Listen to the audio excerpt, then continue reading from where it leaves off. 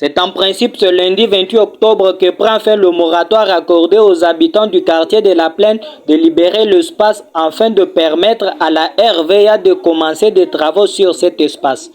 Pour les occupants de ce quartier qui se disent très favorables de libérer l'espace, conditionnent par ailleurs cette libération de cet endroit qu'à leur indemnisation à la hauteur de la valeur de leur parcelle. Le président du collectif des victimes de l'expropriation, René Kanda, s'indigne du non-respect des lois et des droits des citoyens en matière foncière. Pour lui, la somme perçue par les propriétaires de parcelles auprès du gouvernement provincial qui a en charge ces dossiers pour la démolition de leurs maisons représente que 10% du projet et demande un avenant de ce projet pour corriger les erreurs, tout en invoquant l'inexistence de l'ordonnance du président de la République en matière d'expropriation, ni moins l'arrêté du ministre national en charge des affaires foncières. René Kanda remet en doute l'arrêté du gouverneur de province qui n'a aucun impact dans le cas échéant. Nous sommes pour la modernisation de notre aéroport de Bipemba, comme nous le sommes aussi pour le développement de notre province. Nous voudrions que d'autres provinces soient désenclavées et soient ouvertes à d'autres pays par la construction d'un aéroport international.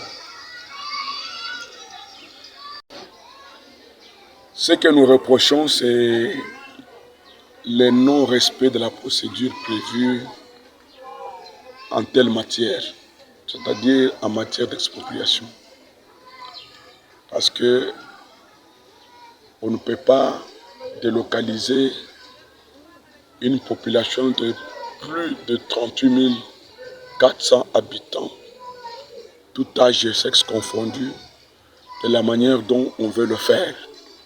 Il n'y a pas d'ordonnance du président de la République ou l'arrêté du ministre national aux affaires foncières, mais c'est plutôt le gouverneur qui prend un arrêté pour prendre notre espace qui est régulièrement loti et pour le remettre à la RVA et avec des menaces pour que nous puissions partir de nos lieux alors que nous n'avons jamais été indemnisés à la hauteur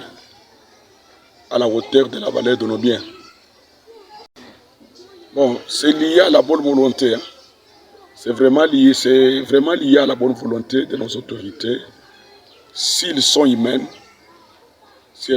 plutôt, elles comprendront que ce sont des gens, des personnes qui ont dû travailler pour s'acheter ces parcelles. Elles ont privé leurs femmes de leurs droits, leurs enfants, pour qu'ils aient un endroit où ils peuvent vivre avec leur famille et leur arracher les parcelles comme ça, dans un état de droit. C'est un peu compliqué. Toutes les démarches ont été faites. C'est un problème de volonté. Vous avez suivi vous-même, parce que tu venais de le dire dans ton préambule, que vous avez échangé avec les conseillers de l'ex-ministre des Finances.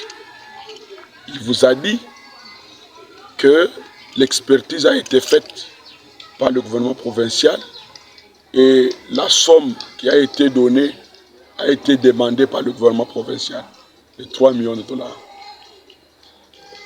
Ce 3 millions de dollars, ou cette somme, a été demandée au gouvernement central. Si c'est ça le cas, en vertu de quelle expertise? C'était un terrain vide où il n'y avait pas de maison? Ou c'était quoi? Est-ce que le 3 millions de dollars, quand vous le divisez par le 801 parcelles, vous allez trouver que chaque parcelle devait avoir combien? Et est-ce que chaque parcelle, toutes les parcelles ont la même valeur? Non.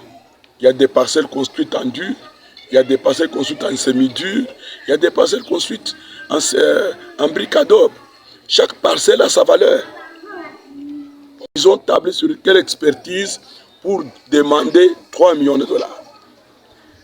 Et aussi, il faut noter qu'en matière de la mise en œuvre d'un projet, lorsque vous constatez que le projet a des difficultés, mais vous faites un avenant du projet, c'est-à-dire un projet additionnel qui a un autre budget pour pouvoir corriger les erreurs que vous avez commises.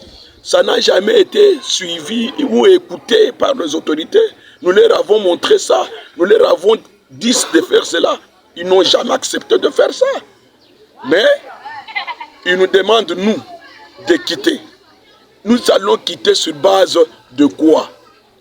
Et aux dernières nouvelles, nous apprenons de certaines autorités, notamment de l'autorité communale, que cet argent qui a été donné aux gens représente 10%. Les 30, les 90% sont partis où? Et nous allons libérer nos parcelles contre 10%. Nous sommes d'accord avec le projet. Et nous voulons que le projet puisse se réaliser en temps réel. Ce n'est pas nous qui bloquons. Nous avons déjà dit ça au gouverneur, que si on nous accorde, on donne à chacun de nous la valeur de sa parcelle aujourd'hui, nous-mêmes nous démolissons nos maisons. Nous prenons tous nos biens, nous partons pour permettre à l'État congolais de réaliser son projet que nous attendons de tout le vœu. Nous sommes prêts pour libérer nos parcelles à condition que nos droits et les lois du pays soient respectés parce que nous sommes dans un état de droit pour lequel Etienne Tshisekedi Tshilombo